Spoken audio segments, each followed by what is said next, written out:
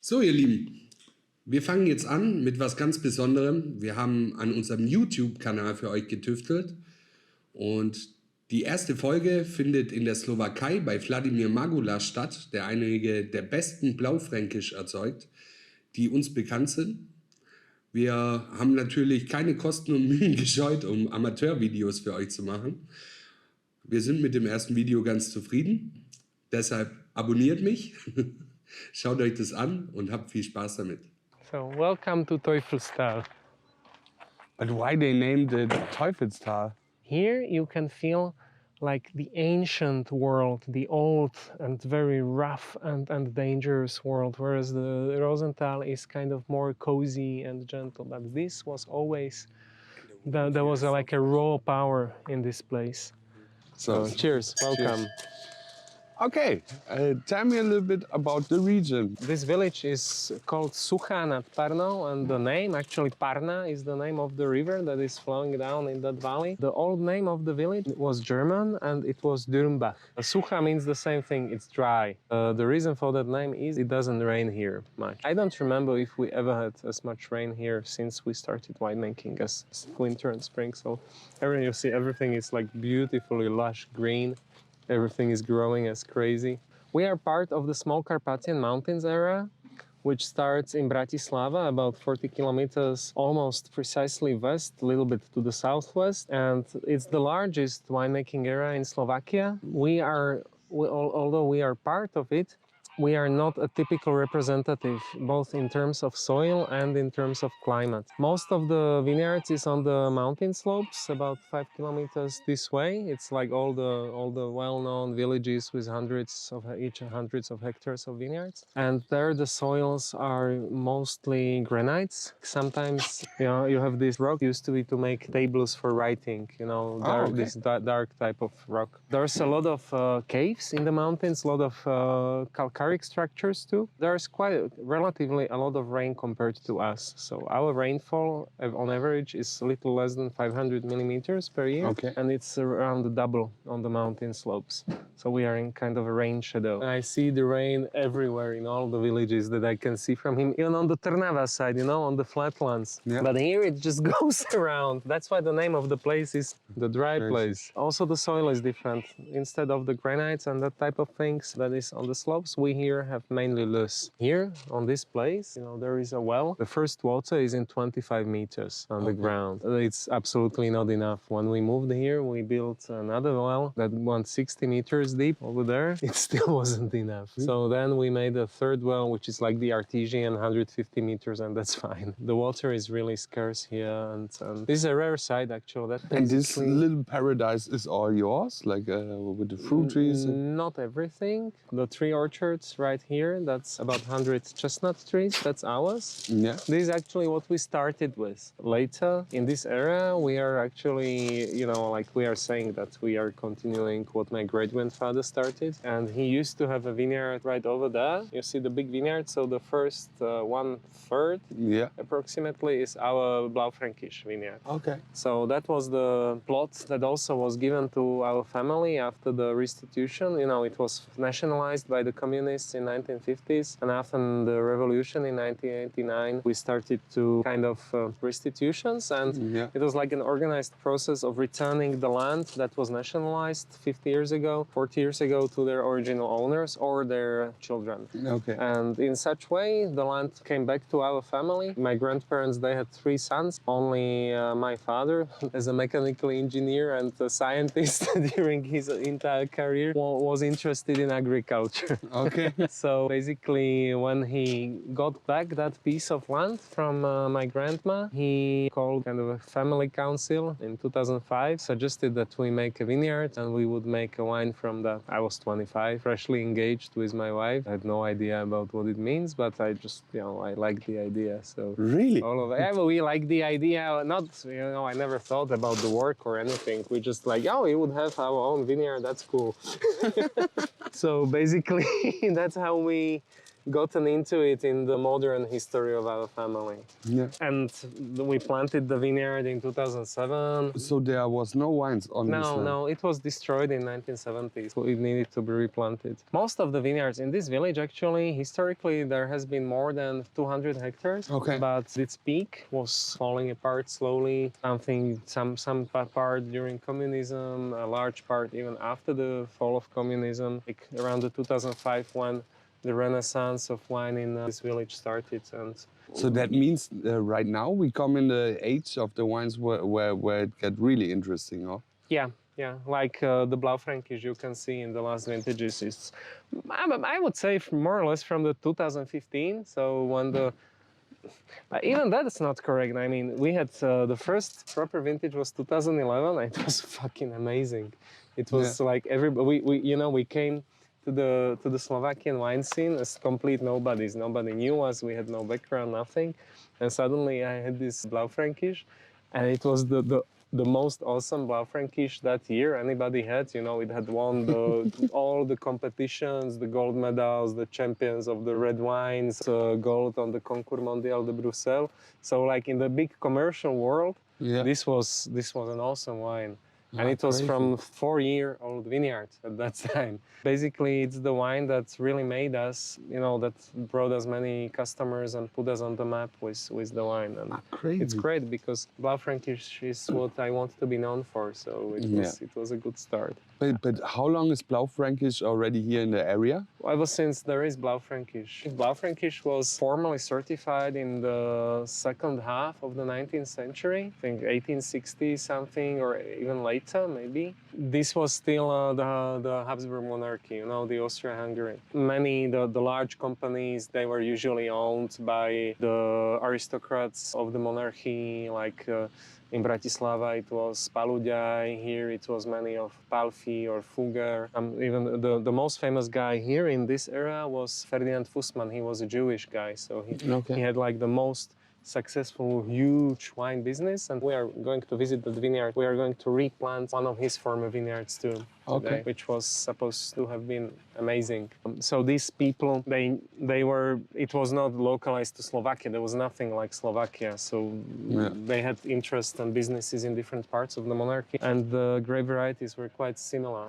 Or the basic ones, like 3 biggest grapes in Slovakia are Veltlino, Welsh Riesling and Blaufränkisch. We are actually the only country where Blaufränkisch is among the top 3 grape varieties in terms of surface area. And Slovakia is the second largest surface area in the world. First is Hungary, second Slovakia, then is Austria. The Austrians make the best work with communicating it to the world. And I think also in making it into a fine wine, because here in Slovakia, it's never been recognized as a fine wine variety because it had really large yields. It is possible to have large yields from Blaufränkisch. And during the socialism, the yields were the mantra, like to have a lot of wine to feed the masses. Blaufränkisch made perfect sense here. But it was entirely my father's thought process. I remember he was really confused, or, it was very hard for him to make the decision, because in Slovakia, like many wineries have like 10 to 15 grape varieties. And the trouble is, it's very good conditions for them here, all of them. So it's like a cool climate region, but the grape varieties that we are growing here, they really ripen nicely. They have all the good balance of acidity and sugar and everything. So it's very difficult to decide to narrow it down so that the world understands that, okay, this is the region for that. We are still kind of fighting with this. So there's no local profile where you can say, okay, people concentrate only on Frankovka. It's more you. What's happening now is some of the villages with progressive thinking winemakers, for instance, in small Carpathian areas, they are trying to focus on 1 or 2 varieties, especially Riesling. That's like, we have really like world-class Rieslings in some of the places. On granite soil, yeah. And they are doing that consciously.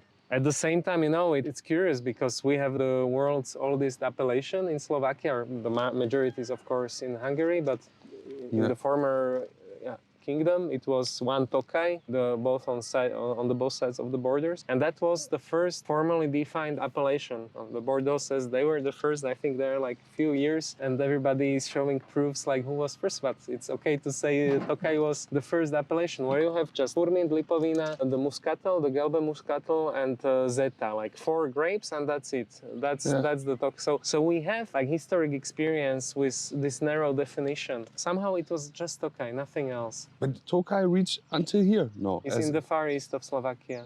Yeah. It's like, I don't know the entire size, I think like 80% is in Hungary, and then 600 or 900 hectares are in Slovakia, like the very east on the Really? border. Yeah. The Hungarians, they don't like to talk about it much because that was actually a legal battle within the EU, because they didn't want any wine that is not from Hungary to be labeled Tokaj, but historically it's been one appellation. Oh, really? Oh, Yeah, crazy. yeah. But there's a lot of like nationalistic passions about it. Yeah. So I remember that before he decided on Blaufränkisch, he had like crazy ideas about Merlot or planting 5 different grapes on that barely 1 hectare plot. Stuff like that. But then something enlightened him, and he said, oh, let's not complicate things and let's do something that historically belongs here, and that what most likely my great-grandfather had there, and somehow it ended up with Blaufränkisch, which I think was the best choice possible. You know, we like wine a lot, and we like to drink wine and explore different tastes. In some cases, we followed our flavor passions, and it's been always my parents, me and my wife, so it's 4 of us. Everybody has a slightly different taste. Some of the choices may have been too diverse to be called wise. It is what it is at the moment. So that's our first vineyard. Then, as the years passed, we have had this plot we are standing on. It's about 1 hectare, 2. Before we bought the plot, there used to be a monastery on that place. Okay. Like, this is very funny to go back a little bit. Here, if you notice, it's a little hill that starts from the flatland and it goes like a goat's back a little bit and goes like that to the mountains. And on one side of that hill, you have a place that is called Rosenthal in German. And on the other side of the hill, you have a place that is called Valley of the Wolves. In Slovak language, it is called Valley of the Roses. And the German name was Rosenthal. But the Valley of the Wolves was originally in German called Teufelstal. That's why we have the Teufelstal Pinot. And here, the vineyard, in the end, it was called Teufelsecke, this part. So it's like, imagine you have Valley of Roses, Valley of the Devil, and in the middle, you have this little hill, and there were 3 monasteries on that hill. But is there a difference in the soil types from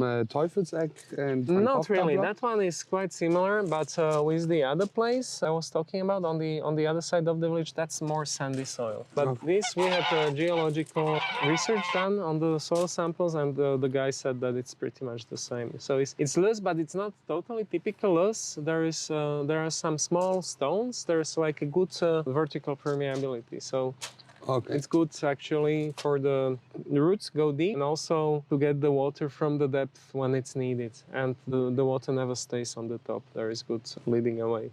We have had a lecture by Hans-Peter Schmidt from Ethiopia recently. If you know Ethiopia, I assume. Yeah. There was one thought that really resonated with me, where he was explaining that we have gotten used to that the vineyard is in the barren places, you know, like the vineyards and olive trees, and that it's actually, as people were destroying the ecosystem since the old times, and the vineyards and the olive trees were the only survivors that were able to survive in the complicated areas where nothing else grew. Somehow people concluded that this is what the vine is looking for, but actually the vine is a plant that grows in the forest originally. Yeah. It's happy in the forest and the symbiotic relationship with other plants, and you don't need to grow it in a deserted place in order for it to achieve the necessary suffering for the concentration in the grapes. You can also put it into intelligently designed high competition environment that is flourishing with life, but at the same time forces the vine to compete for resources and allows it to achieve. But it's not in the barren land, but it's in something that is full of life.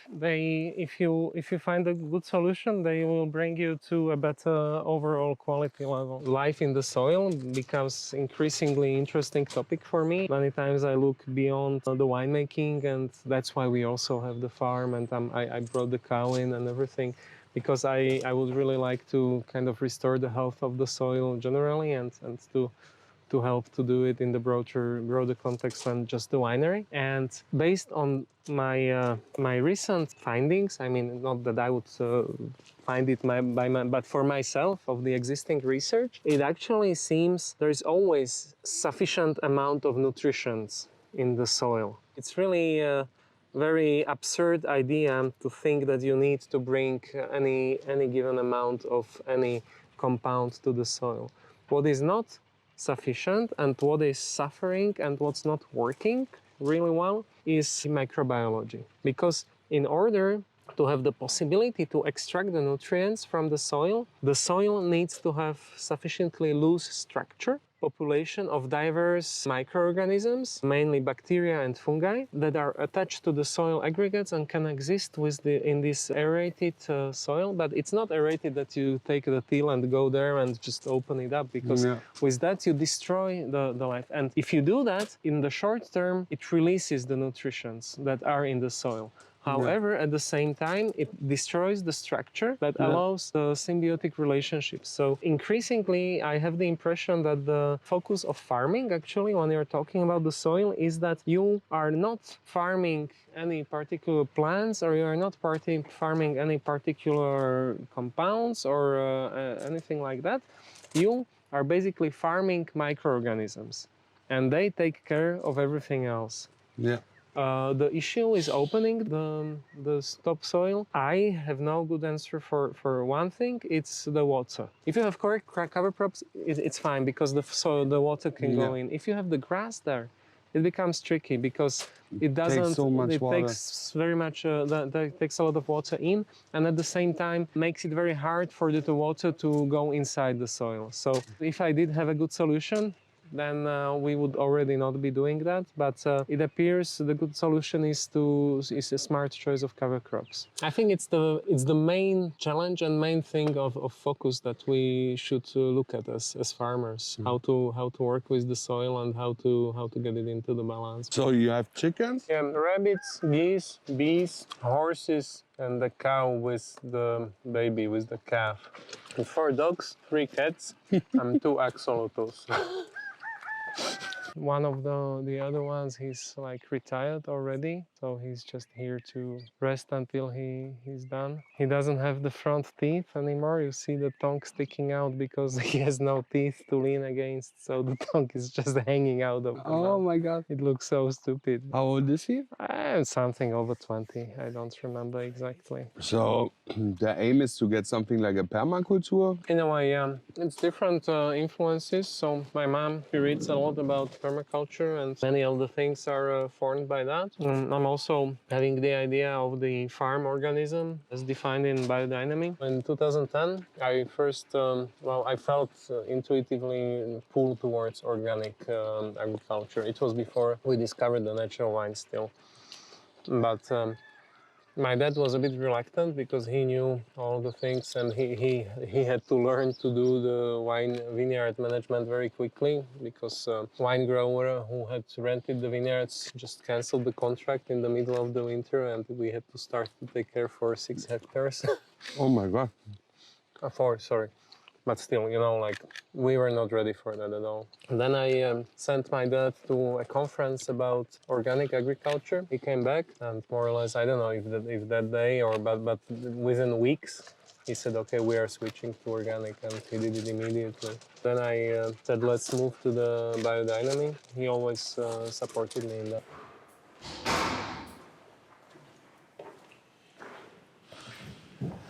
So Leute, jetzt hört mal hier her. Jetzt gibt's Frankovka für alle.